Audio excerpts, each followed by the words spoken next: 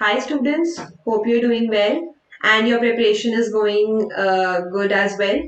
So today I'm here with Unit 4, Part 3 of Geometry, and in this part we are going to study various case study questions, right, which will help you to learn how to recognize and how to solve these type of questions. So see, this is the first question.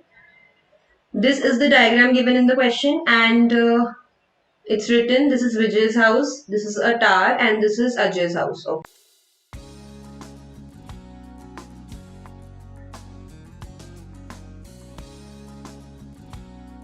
Okay. So Vijay is trying to find the average height of a tower near his house. अब यहाँ पे अगर मैं ध्यान से देखूं तो ये तीन ट्राइंगल्स हैं, ठीक है। एक सबसे स्मॉलेस्ट वाला विजय का हाउस वाला ट्राइंगल, एंड ये जो लाइन है, ये जो लाइन ऐसे जो ऐसे लाइन आएगी, let me take some different colour, या this colour that I am drawing with red, this is basically the shadow. ये शैडो होती है, ठीक है। सो कोई भी अगर टार की बात होगी तो ये टार की शैडो है। If they are talking about Vijay's house तो ये विजय के हाउस की शैडो है। तो यहाँ पे you have been given some values. Height of Vijay's house is 20, ये 20 है। देन विजय की हाउस की जो शैडो है वो 10 है, okay. At the same time the tower cast a shadow 50 metre long on the ground, ये 50 है। और and the house of Ajay cast 20 metre on the ground, तो ये 20 है, राइट। सो ये सब वैल्यूज आपको गिवन है। Now first part is what is the height of the tower. ये हाइट मुझे x की वैल्यू निकालनी है with the help of the values that are given to us. Now this question, अगर मैं यहाँ पे तीनों ट्राइंगल्स को एक साथ देखूंगी तो मुझे कंफ्यूजन होगी। मैं यहाँ पे एट अ टाइम सिर्फ दो ट्राइंगल्स लूंगी। मैंने फर्स्ट टू ट्राइंगल्स देखे, क्या मुझे यहाँ पे सारी वैल्यूज प्रोवाइडेड है? Yes, they are given 20, 10। अगर मैं ऐसे यहाँ पे सिर्फ दो ट्राइंगल्स ले रही हूँ एट अ टाइम, मैंने ये दो ट्राइंगल्स ले लिए, इसमें मुझे क्या गिवन है? ये 20 है, ये 10 है। ये था विजय का हाउस और ये है मेरा टार, राइट। एंड सेकंड में वैल्यूज क्या है? एक्स तो मुझे फाइंड करना है और 50 मीटर इसकी रेशो, इसकी शैडो है। So now what I will do, 20 upon x मतलब टार अपॉन, मतलब जो हाइट्स को मैंने एक रेशो में ले लिया और शैडोज को मैंने दूसरी रेशो में ले लिया, ठीक है। So after solving this your answer will be equal to 100 metre. इसका मतलब टार की जो हाइट है, जो एक्स की वैल्यू है, that is 100। What will be the length of the shadow of Tar when Vijay's house casts a shadow of 12 meter? अब जो विजय की हाउस की शैडो है वो 12 मीटर है। Wait, let me draw a bigger diagram. जैसे यहाँ पे विजय की हाउस की जो शैडो है वो 12 है, ये विजय का हाउस बनाया मैंने, right. And next is what is given to you, length of the shadow of tower निकालना है हमें, ओके। ये है एक्स, राइट। सो ये हो गया 12, ये है x, and what will be the length of the shadow. Okay, मुझे शैडो की लेंथ निकालनी है। हाइट मुझे पता है 100 है। अब यहाँ पे एक चीज का आपको ध्यान रखना पड़ेगा कि जो चीज मिसिंग है वो तो चलो हमने एक्स लिख दी, दैट इज फाइन, बट जो चीज आपने पिछले पार्ट में निकाली है वो इस पार्ट में यूज होगी। ये जो पार्ट्स होते हैं ये बेसिकली डिपेंडेंट होते हैं, मतलब फर्स्ट जो सेकेंड पार्ट है that is dependent on first. तो हम यहाँ पे 100 लेंगे and the value of height of Vijay's house was 20। विजय के हाउस की जो वैल्यू है वो 20 थी, ये मुझे क्वेश्चन में गिवन थी तो मैंने यहाँ पे 20 लिख दी। बस यहाँ पे सिमिलर वे से ही हम x की वैल्यू निकालेंगे, वही 20 upon 100 is equal to 12 upon x। So height upon height लोगे, बेस अपॉन बेस लोगे, हाइपोटेन्यूज अगर लोगे इन केस तो hypotenuse upon hypotenuse, corresponding sides will be taken, fine. So answer will be 60 metre, the value of x. What is the height of Ajay's house? अब अगर मैं अपने question में देखूं तो यहाँ पे सारी वैल्यूज गिवन थी, सिर्फ एक हाइट ऑफ टार नहीं गिवन थी और हाइट ऑफ अजय की हाउस की हाइट भी हमें गिवन नहीं थी। सपोज मैंने इसको y ले लिया, because x I have already assumed, तो मैंने इसको y ले लिया, राइट, इस वाले को, इसकी हाइट को। ओके, सो अब यहाँ पे मैं कौन सी वैल्यूज ले सकती हूँ? एक विजय का हाउस ले लो, एक अजय का हाउस ले लो, दोनों हाउसेज लेकर हम इनकी वैल्यूज को वही इक्वल कर देंगे। जैसे सपोज ये है 20 और 10, इसमें क्या वैल्यू है? अजय के हाउस की मुझे x है और यहाँ पे क्या गिवन थी? This is 20.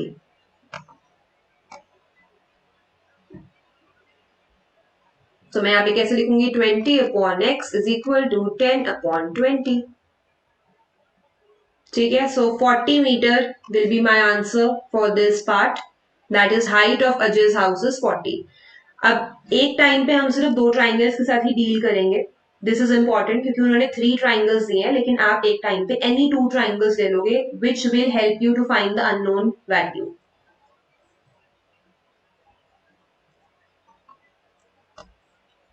When the tower casts a shadow of 40 meters, same time, what will be the length of shadow of Ajay's house? अब वो कह रहे हैं कि टावर की जो शैडो है वो 40 मीटर है और इसकी लेंथ तो हमें वैसे ही पता है कि 100 metre. We have the height, है ना. We found this height in the first और सेकंड पार्ट, तो हमारे पास हाइट की वैल्यू थी. अब मुझे अजय की हाउस के साथ इसको कंपेयर करना है. अजय के हाउस की हाइट अभी हमने निकाली है, दैट इज 40 मीटर. ठीक है, सो यहाँ पे मैं 40 लिख दूंगी हाइट की, एंड यहाँ पे this is missing. Length of shadow यहाँ से हम निकाल लेंगे. Length of shadow will be equal to 16 metre, that is option A. वही यूज करेंगे 100/40. Height upon height is equal to base upon base.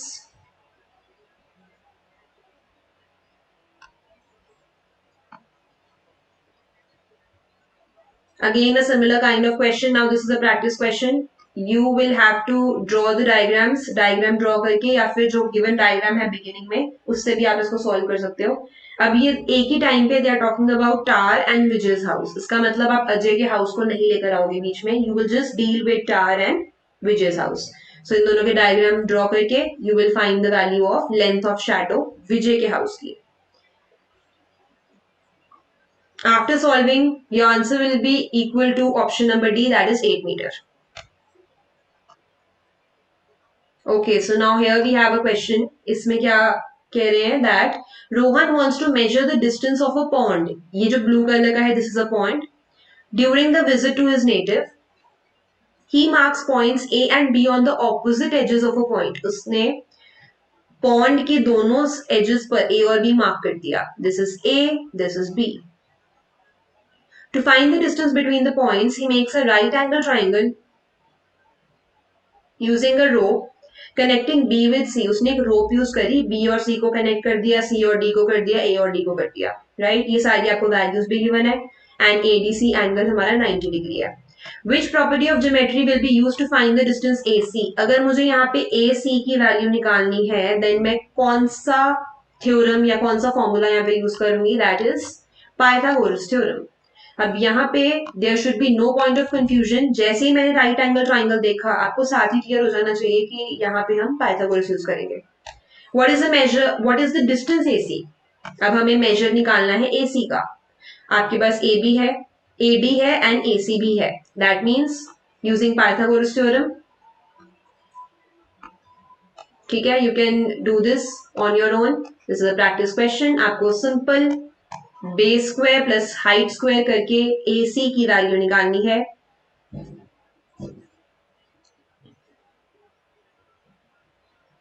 which will be equal to option number A, that is 50 meter. Which of the following does not form a Pythagorean triplet? Pythagorean triplet का मतलब होता है 3 sides of a right angle triangle. एक right angle triangle की 3 sides कौन सी होंगी? जिसमें सबसे हाईएस्ट वाली जो साइड है या सबसे जो लार्जेस्ट वाली साइड है वो बाकी दोनों साइड के इक्वल हो जाएगी. ठीक है, लार्जेस्ट वाली साइड का आप स्क्वायर लोगे, वो बाकी दोनों रिमेनिंग 2 साइड्स के स्क्वायर के इक्वल हो जाएगी, उनके सम के स्क्वायर के इक्वल. फाइन. सो मैंने यहाँ पे ऐसे ही आपको चेक करना है. We have done this kind of question. इसमें आपको जैसे फर्स्ट वाली इन केस में उठा लेती हूँ, वो हो जाएगी 625 इसका स्क्वायर. 24 का स्क्वायर क्या होता है? 576 एंड 7 का स्क्वायर होता है 49. See this is only the correct answer, right. कोई और चेक कर लेते हैं. 13 का स्क्वायर होता है 169 और 144 एंड 25, तो ये हो जाएगा 169 के इक्वल. ठीक है, ये भी ठीक है. दैट मीन्स आपको यहाँ पे नॉट निकालना है, तो ये भी करेक्ट आ गया. अब आपको ऐसे ही नॉट चेक करना है कि किसमें ये नहीं हो रहा rule follow.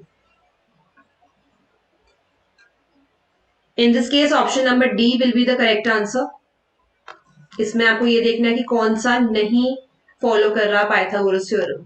The length A B is, okay, A B is what, A B. अच्छा, अगर हमने पूरी ए सी की वैल्यू अभी निकाली है, दैट इज इक्वल टू, ए सी की लेंथ थी 50, ठीक है, ए सी पूरी अभी हमने निकाली with the help of Pythagoras theorem, 50 आ गई। 50 में से 12 को माइनस कर देते हैं क्योंकि ये 12 तो इसमें गिवन था ना, पूरी 50 है, ये पार्ट 12 है, दैट मीन्स ए बी की लेंथ हो गई 38 metre. 50 minus 12, I write here, 50 minus 12 करेंगे यहाँ पे। The length of the rope used is what, length of the rope used का मतलब होता है यहाँ पे आप क्या करोगे, सबको ऐड कर दोगे, ए बी। अच्छा, one very important thing here is, A B यहाँ पर नहीं आएगा क्योंकि ए बी यहाँ पे पॉन्ड है। पॉन्ड के ऊपर मैंने रोप यूज नहीं करी, मैंने पॉन्ड के आसपास रोप यूज करी है। That means the three sides that I take here is B C, D C और A D. So length of the rope के लिए मैं यहाँ पे लिखूंगी नॉट ए बी, यहाँ पे आएगा बी सी, डी सी और ए डी।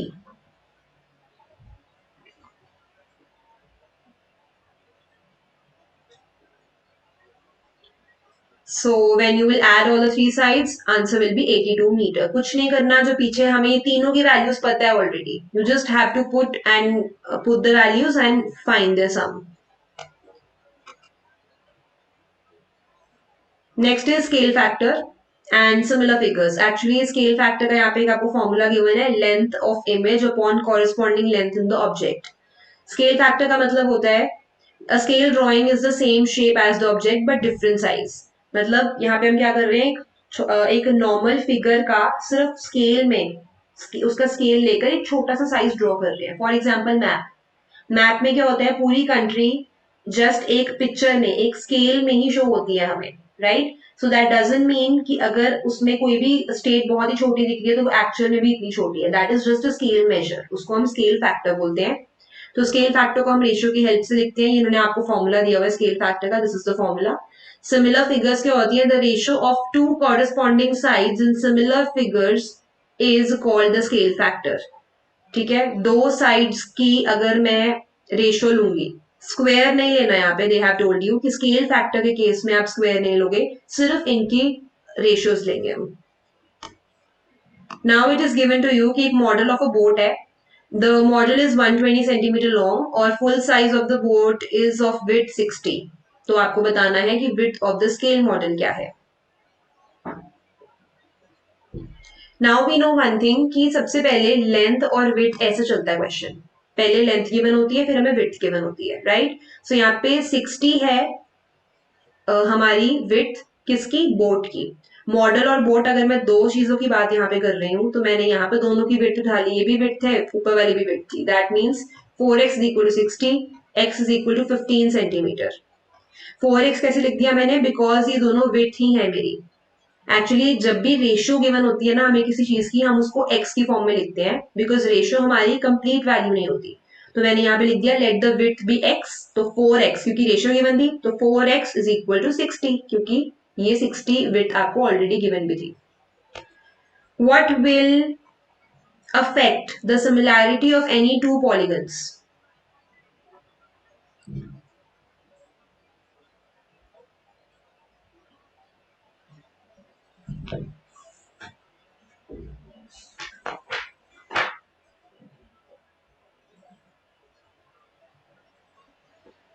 कोई भी दो पॉलीगन्स की सिमिलैरिटी कैसे अफेक्ट होगी, they are flipped horizontally, they are detailed by a scale factor, they are translated down, they are not the mirror image of one another। ये हमें पता है कि सिमिलैरिटी किस चीज में हम देखते हैं, सिमिलैरिटी कब चेक करते हैं, जब ये दोनों मिरर इमेजेस नहीं होती तब वो दोनों सिमिलर हैं। अगर तो मिरर इमेजेस हैं फिर तो वो कॉन्ग्रुएंट भी हो गए ना, we are just talking about similarity. Flipped horizontally का मतलब होता है मैंने उसको फ्लिप कर दिया, फोल्ड कर दिया, right. Detailed by scale factor कि अगर हम उसको मेजर करने के लिए स्केल फैक्टर का यूज कर रहे हैं तो उसमें सिमिलैरिटी को हम अफेक्ट नहीं कर रहे, ठीक है। So D is the correct answer. If two similar triangles have a scale factor of a is to b, then which of the following statement regarding the two triangles is true?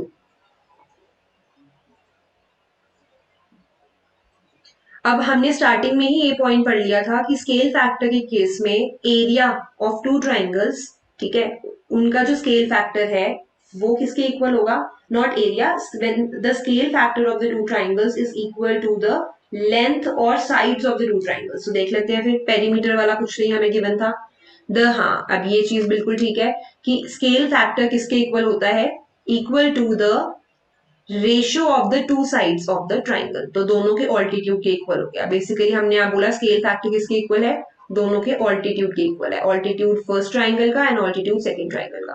ठीक है, option number B. Next we have is, ये सारी हमें ये हमें एक diagram given है and हमें ये वैल्यूज भी प्रोवाइडेड है, 12 12 ऐसे हमें ये वैल्यूज भी गिवन है कुछ। So what is the length of E F, okay, EF हमें फाइंड करनी है where EF is one of the horizontal edges of the block. Horizontal edge है ये और इसकी हमें वैल्यू निकालनी है। अच्छा, यहाँ पे one more information is given to you, E जो है वो 80 का मिड पॉइंट है, ठीक है, and what else, F is the mid point of BT। Okay, हमने दो मिड पॉइंट्स को ज्वाइन करा है। अगर मैं यहाँ पे ट्राइंगल TEF ले रही हूँ और TAB ले रही हूँ, राइट, तो मेरी ET की वैल्यू क्या आएगी, ET is equal to, and ET is equal to what. अच्छा, ET से पहले मुझे AT की वैल्यू चाहिए एंड AT के लिए आपको इस क्वेश्चन को ध्यान से रीड करना पड़ेगा, जिसमें they are saying all the edges of a pyramid have length of 12, मतलब ये सारी 12 है, ये भी 12 है, इवन अगर T भी लेंगे तो वो भी 12 है, ठीक है। सो विद दिस मुझे पता चल गया कि TE भी 6 है और EA भी 6 है, राइट। तो सिमिलरली TF और FB सब सारे 6 हो गए, TF भी 6 हो गई क्योंकि ये भी हाफ हो जाएगा और FB भी 6 है। Now what we can say here, हम यहाँ पे क्या करेंगे, अब अगर मुझे EF की वैल्यू निकालनी है, मैंने यहाँ पे रेशियो ले ली, that is TE upon EA is equal to TF upon FB, ठीक है। सिंस ये लाइन ऐसे ज्वाइन हो रही है इसके साथ, ये मिड पॉइंट के साथ ज्वाइन हो रही है, तो मैंने यहाँ पे ऐसे रेशियो लिख दी। बट यहाँ पे एक प्रॉब्लम हो रहा है, यहाँ पे इन्होंने ये नहीं बोला कि ये लाइन पैरेलल है, तो अगर हम इसको कंसिडर नहीं भी करते तो हम यहाँ पे नॉर्मल साइड्स को भी ले सकते हैं, दैट इज ऑल्सो फाइन। यहाँ पे मैंने क्या लिखा, TE अपॉन AT, TE मतलब छोटी वाली, AT फुल ले ली, देन TF अपॉन पूरी साइड ले ली BT, right? When you will put the values, your answer will be equal to option number C, that is 6 meter. अच्छा, यहाँ पे अगर मुझे EF की वैल्यू निकालनी थी तो मैंने यहाँ पे इसको EF अपॉन AB के इक्वल भी करना है, बिकॉज अगर मैं सिर्फ इन दोनों को लूंगी तो इसमें EF is not there, and if EF is not there तो उसकी वैल्यू आएगी ही नहीं, सो मैंने इन तीनों को इक्वल कर दिया। वी नो कि जब भी ये दो पॉइंट्स ऐसे ज्वाइन होते हैं सेंटर वाले, तो हम अपने पूरे क्वेश्चन को ऐसे लिख सकते हैं, all the sides are proportional and equal, उनकी जो रेशियो होती है वो सबकी इक्वल होती है। सो यहाँ से हम TE और AT को उठा लेते हैं, EF और AB को पिक कर लेते हैं, एंड यहाँ से EF की वैल्यू आ जाएगी। Okay, this question was also left. The shadow of stick, ये स्टिक है, एक स्टिक की शैडो 5 मीटर लॉन्ग है, is 2 meter. अच्छा, 5 and 2. At the same time, the shadow of a tree 12.5 meter high is what? Very easy question. आप यहाँ पे क्या करोगे? This upon this is equal to this upon this. So your answer will be equal to option number D. Two trees are parallel to each other. The bigger tree 8 meter in height, okay, casts a shadow of 6 meter. ये पूरी चीज 6 है. If AB and CD are two trees and AE is the shadow of the longer tree, then so in this case AE is the shadow of the longer tree, तो हम कैसे बोलेंगे, triangle AEB is similar to triangle CED. For this हम यहाँ पे proof भी करके देख लेते हैं दोनों ट्राइंगल्स को, कॉन्ग्रुएंट सॉरी सिमिलर। E एक तो एंगल यहाँ पे कॉमन है, राइट, अगर मैं AEB ले रही हूँ या फिर मैं CED ले रही हूँ, दोनों में E कॉमन है, सो एंगल E हो गया common. Let's see what else can we take. अब यहाँ पर पैरेलल टू ईच अदर है, दैट मीन्स मैं यहाँ पे पैरेलल लाइंस का कॉन्सेप्ट यूज कर सकती हूँ। जब दो लाइंस पैरेलल होती हैं तो उनके में बहुत सारे एंगल्स इक्वल हो सकते हैं, कॉरेस्पॉन्डिंग देन ऑल्टरनेट, राइट। सो मैंने यहाँ पे कौन से एंगल्स लिए, एंगल डी सी, ये जो एंगल है और ये जो एंगल है, ठीक है, दोनों ही पैरेलल लाइंस के ऊपर लाई कर रहे हैं, सो ये है corresponding angles. So with this the two triangles are similar, and since they are similar तो हम उनका नेम बताएंगे कि उनका नेम क्या होगा. That is option number A E B और C E D. Basic proportionality theorem BPT की हेल्प से हम क्या चीज बोलते हैं अगर ए बी और सी डी पैरेलल है. In this diagram they are saying अगर ए बी और सी डी पैरेलल है तो हम बीपीटी से क्या चीज प्रूव करते हैं. उसका मतलब हुआ कि उसकी जो साइड्स की रेशियो है वो इक्वल हो जाएगी. That means AE upon CE is equal to BE upon DE. कैसे, ये देखो, सी AE मतलब ये पूरी चीज upon CE, this is equal to BE upon DE. This is the answer. If the ratio of the height of two trees is this, then the shadow of the smaller tree is what? दोनों की height given है. अच्छा, okay, then हमें निकालनी है shadow of the smaller tree. यहां से अब मैं क्या लिखूंगी, सबसे पहले A B upon C D, ये तो हो गई हाइट. किसके इक्वल करेंगे हम इसको, ए ई अपॉन सीई के. A E upon CE, let me tell you what is A E and CE. A E मतलब बड़ी वाली की शैडो, सीई मतलब छोटे वाली ट्री की shadow. And I think we should draw diagram here also.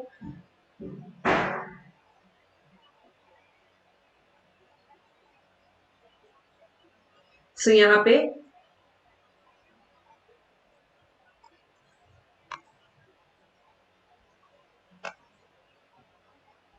ये जो है ये बड़े वाले ट्री की शैडो होगी और CE is the shadow of the smaller tree. ये AE है और ये CE है, ठीक है. सो यहाँ पे मैंने लिख दिया AE की वैल्यू मुझे 6 गिवन है और CE की वैल्यू x है. CE मुझे नहीं पता. So x is equal to 2 meter here. Shadow of the smaller tree is equal to 2 meter. The distance of point B from E is what? B और E के बीच का distance B and E. अच्छा, B और E का मतलब है ये मेरा पूरा 8 है, ये पूरा 6 है. So BE means Pythagoras theorem. Hypotenuse की वैल्यू बेसिकली निकालनी है, तो 8 का स्क्वायर प्लस 6 का स्क्वायर उसका रूट कर देंगे direct. Answer is 10 metre. Okay, so here if triangle ABC is similar to triangle PQR और दोनों के एरियाज की रेशियो गिवन है और PQ की वैल्यू गिवन है, देन AB निकालना है. Very easy question. This is again a practice question because here we know the relation between area and sides. दोनों का जो एरिया है वो दोनों के PQ लिया है इन्होंने, दैट मीन्स हम AB लेंगे. कैसे पता चला कि PQ लिया तो हम फर्स्ट टू को ही लेंगे, तो AB square upon PQ square, that's it.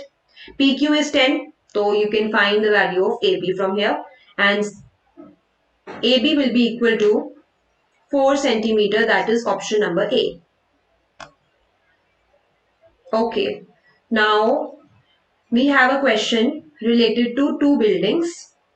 ठीक है, दो बिल्डिंग्स हैं, हमने उनके बीच में एक लैडर लगाया हुआ है, लैडर से उनको ज्वाइन करा है. और ये जो लैडर है it is touching at a point of 4 metre from the ground. Ground से वो लैडर 4 मीटर ऊपर है, ठीक है. The distance of the foot of the ladder from the bottom of the ground, bottom of the ground मतलब ये B और foot of the ladder मतलब C, इन दोनों का डिस्टेंस 3 है. Keeping its foot at the same point, मैंने foot को चेंज नहीं करा, ठीक है. मैंने लैडर को ऐसे था पहले, उसको मैंने ऐसे कर दिया. So this is what is done here, ऐसे कर दिया लैडर को, राइट. सो निकालना क्या हमें, थ्योरम बताओ सबसे पहले. फॉर थ्योरम सबसे पहले हमने ये चीज देखी कि यहाँ पे ये पाइथागोरस थ्योरम हम यूज करेंगे. Why, because the two angles are 90 degree. So it is C, that is Pythagoras theorem. The length of the ladder in metre is what, length of the ladder मतलब ये 4 है, ये 3 है. Orally भी पता चल रहा है हमें, 4 का स्क्वायर प्लस 3 का स्क्वायर, उसका रूट कर देंगे. Answer is 5 metre. If the window of the house is 3 meter above the ground, then the distance of the point E from D is what? अच्छा, अब वो कह रहे हैं if the window is 3 metre above the ground. अच्छा, ये window है ना उसके हाउस की, तो ग्राउंड से ये है total 3 metre, and if the window of house is 3 meter above the ground, what is the distance of point E from D? Then the distance of point C from D. This is basically C.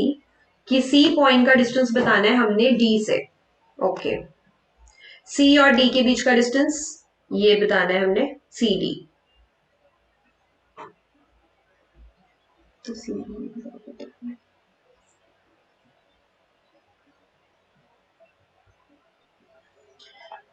Now we no कि AC actual में हमारा ladder था।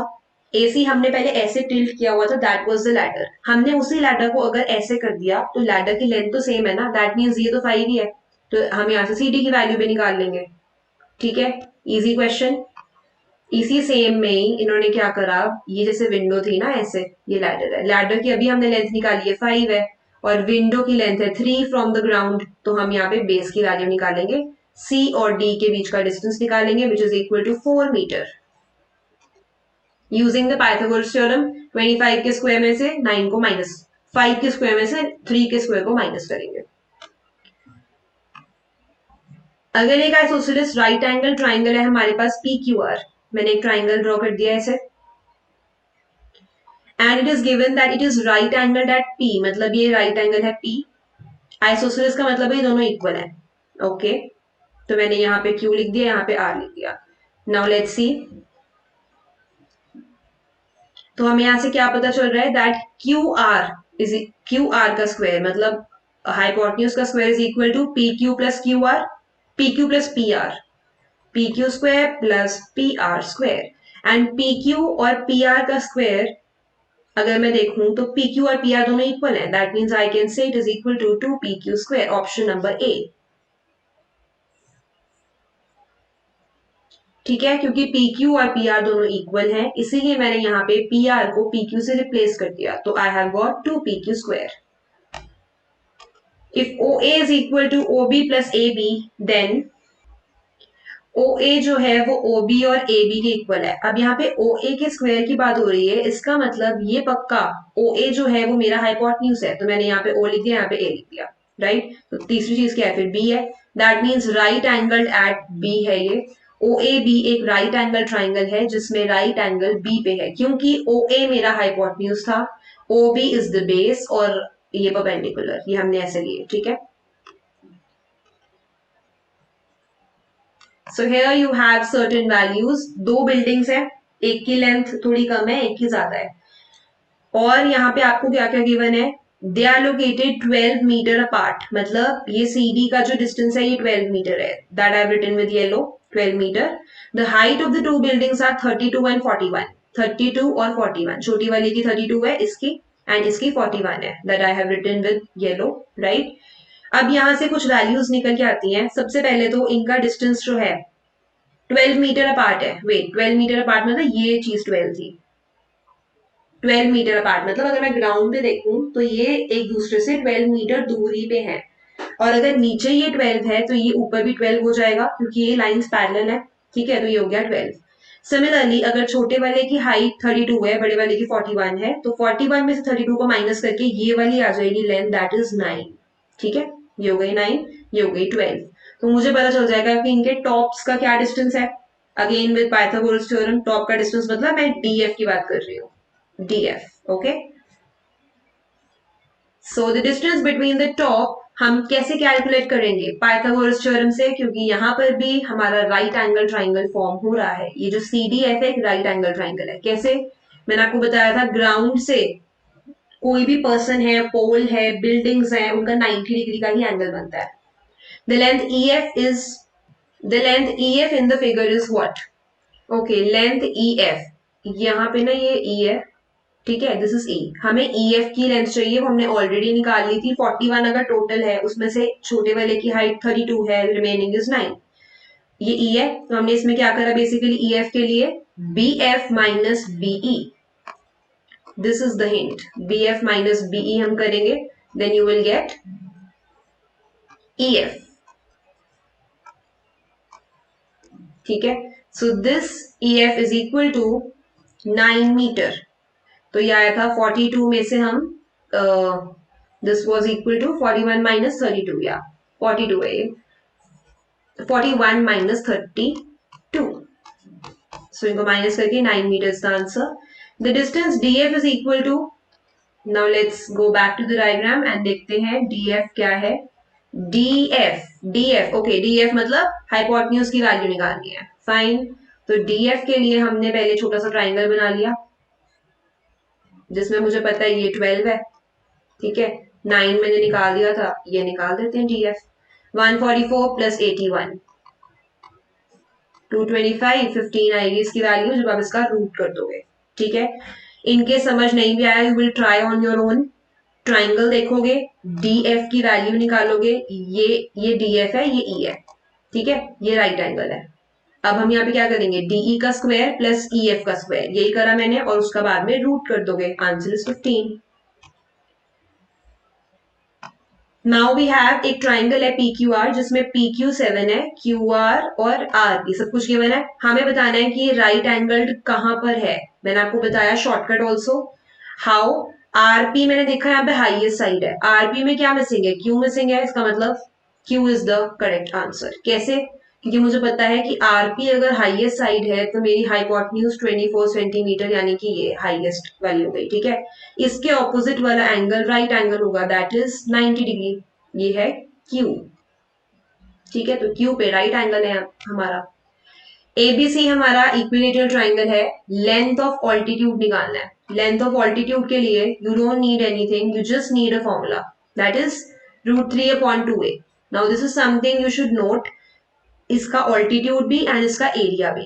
ठीक है, √3/2a is the altitude. ए हमारा यहाँ पे 2a given है, दैट मीन्स आपका √3a डायरेक्ट आंसर आएगा. √3/2 इंटू 2a, 2 कट, इसका मतलब इसके ऑल्टीट्यूड की वैल्यू होगी √3a यूनिट्स. ओके, अब यहाँ पे it is given a farmer has a had triangular pieces of land. ठीक है, he puts a fence parallel to one of the side. जैसे उसने DE पे फेंस लगाई, वो BC के पैरेलल है. Okay, then which of the following statement is true? अच्छा, वन थिंग मोर, अगर हमें क्वेश्चन इस टाइप का गिवन है, ठीक है, इसमें देख के पता चल रहा है कि there is no 90 degree angle, तो दैट मीन्स पाइथागोरस थ्योरम तो यहाँ पे यूज ही नहीं होगा. तो मैं इसको डायरेक्टली कट कर देती हूँ, बी और सी ऑप्शन तो हो ही नहीं सकते. And what is Thales theorem? This is basically basic proportionality theorem का ही दूसरा नेम है. So this is also important, आपको पता होना चाहिए थ्योरम है कौन सा. ये थ्योरम वही है जिसमें हम रेशियो ऑफ साइड्स इक्वल कर देते हैं. So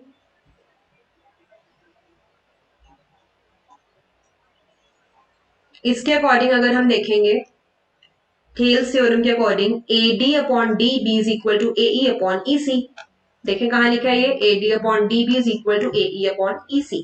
ratio of sides will be equal. If the point D is 20 metre away from A, D जो है वो A से 20 मीटर अवे है, then where AB and AC are 80 and 100. AB है पूरा का पूरा 80 और AC है पूरा 100. Then you need to find AE और EC में से आपको ऑप्शंस अपने बताने हैं कि कौन से करेक्ट है, AE भी और EC में से भी. ओके, सो यहाँ पे हम क्या करेंगे, अगर ये 20 है तो हम इसको 60 तो नहीं ले सकते बिकॉज यहाँ पे हमारे पास पार्ट्स नहीं गिवन है ना. हम यहाँ पे सिंपल लेंगे AD, let me write here only,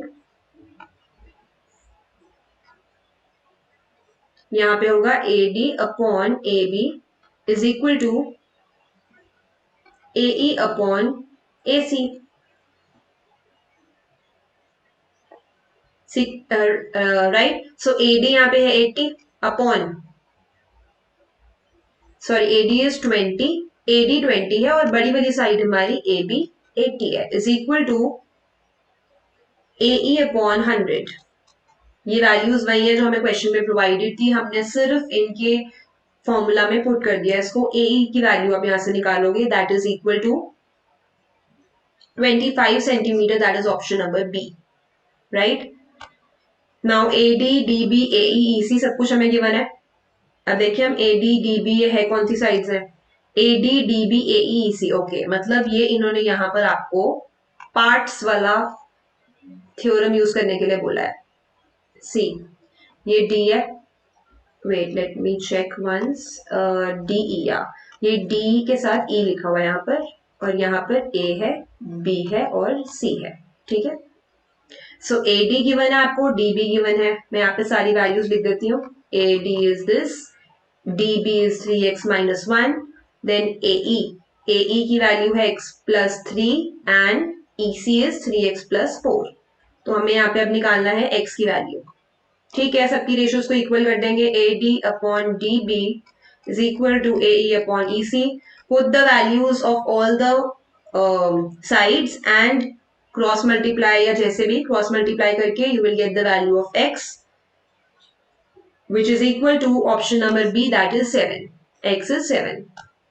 Which of the following is not true? हमारे पास दो ट्राइंगल्स हैं, फर्स्ट है ADE, दूसरा है ABC, है ना।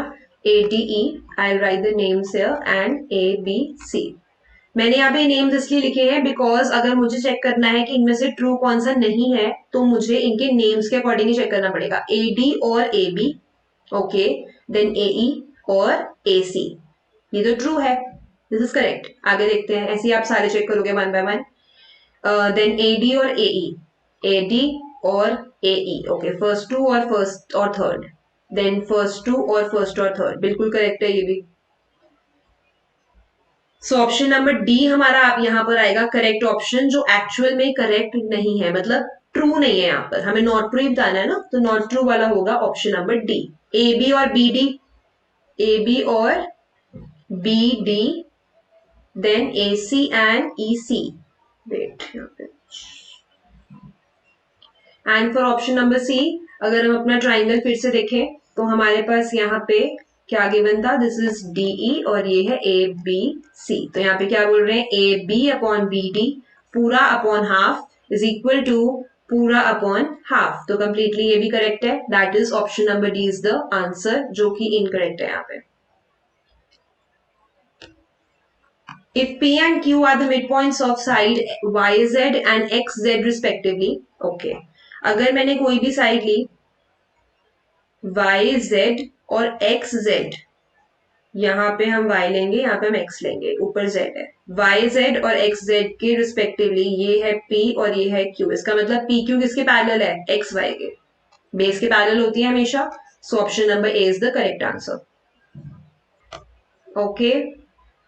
So now we have another question. The ratio of two corresponding sides in similar figures. ये वही स्केल फैक्टर वाला क्वेश्चन है जिसमें दो साइड्स की अगर हम रेशियो करेंगे तो वो स्केल फैक्टर भी इक्वल होगा, राइट, ये हमने करा था पहले भी। मॉडल हमें गिवन है यहाँ पे 1:8 और मॉडल की जो लेंथ है वो 40 है, विड्थ है 20, so actual length of the car हमें निकालनी है यहाँ पे। Now they are talking about length, that means हम यहाँ पे लेंथ को लेंगे,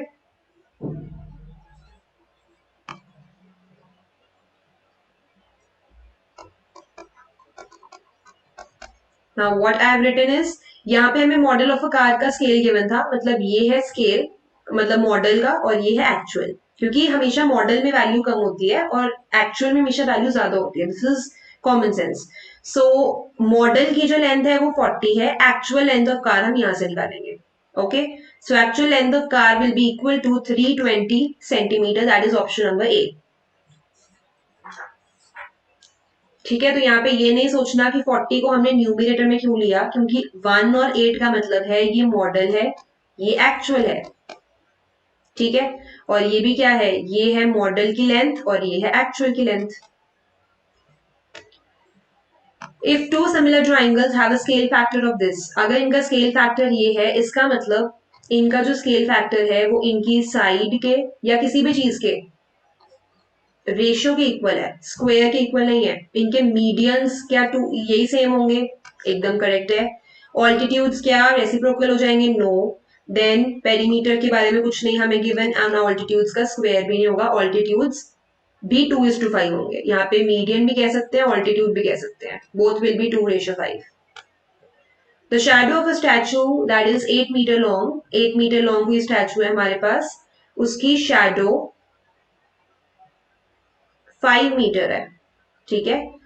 और इसी सेम टाइम पे वो कह रहे हैं अब आप एक पोल को लो एंड पोल है 5.6, इसकी शैडो भी आपको बतानी है, that is this is also question mark. तो इसकी शैडो क्या होगी? वही सेम चीज करेंगे यहाँ पर भी, this upon this is equal to 5 upon इसको एक्स ले लेते हैं।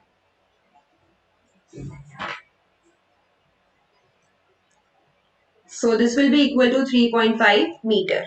जैसे वो कहेंगे हमने वैसे डायग्राम को ड्रॉ कर देना है। अगर वो लॉन्ग कह रहे हैं मतलब लेंथ के सामने लिख दो, देन अगर वो शैडो कह रहे हैं shadow is always on the ground, तो ये हमारी राइट एंगल ट्राइंगल ही है, and 3.5 is the answer. For two similar polygons which of the following is not true, इनमें से कौन सा ट्रू नहीं है? They are not flipped horizontally, okay, not flipped ये ठीक है। सिमिलर पॉलीगन्स के लिए हमने उनको हॉरिजॉन्टली, हॉरिजॉन्टल का मतलब होता है ये हो गया वर्टिकल फ्लिप करना, अगर मैं पेज को ऐसे कर रही हूँ नीचे से कर रही हूँ तो वो है हॉरिजॉन्टली। देन उनका स्केल फैक्टर होता है, ये भी करेक्ट है। They can not be translated down and they are mirror images of each other, ये करेक्ट है। सिमिलर पॉलीगन्स कभी भी एक दूसरे के मिरर इमेज नहीं होते, they are just similar in shape, उनकी सिर्फ शेप सेम होती है, उनका साइज कभी भी सेम नहीं होता।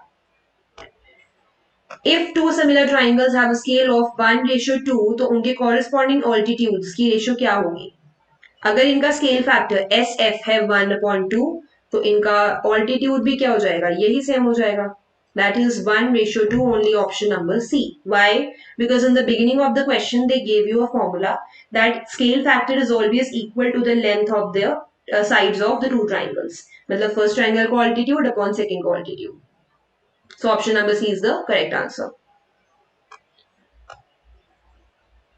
Okay, so with this we are done with part 3 of geometry and the whole unit also. So if you want to practice more questions and test yourself, then there are some links in the description. You can click on them and try those questions. So keep practicing and thank you so much.